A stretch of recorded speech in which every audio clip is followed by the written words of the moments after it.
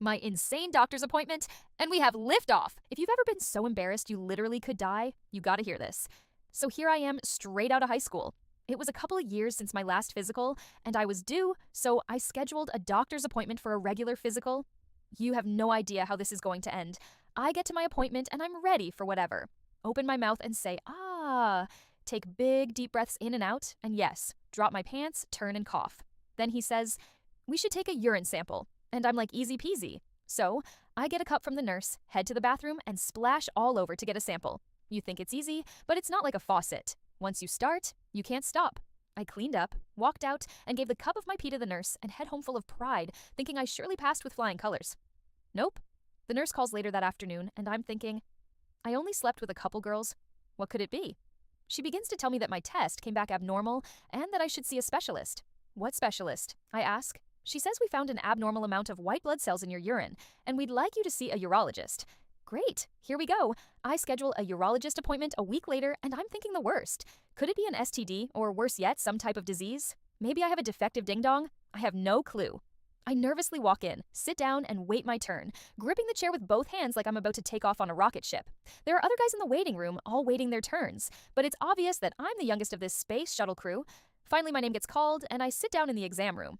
About 20 minutes later, the doctor comes in and explains what the nurse told me over the phone. Here I am thinking, it'll just be another urine sample, right? He then says, I'd like to start with a bladder scope. Great. They're going to cut me open and look at my bladder. This obviously won't happen today, and this will need to be scheduled out. Nope. He says, no, we won't cut you open. We'll take a thin tube with a light and camera at the end and insert it into your urethra. I am visibly shaking at this point. What's my urethra? Is that a medical term for belly button? I ask. No, it's where you urinate from, he says.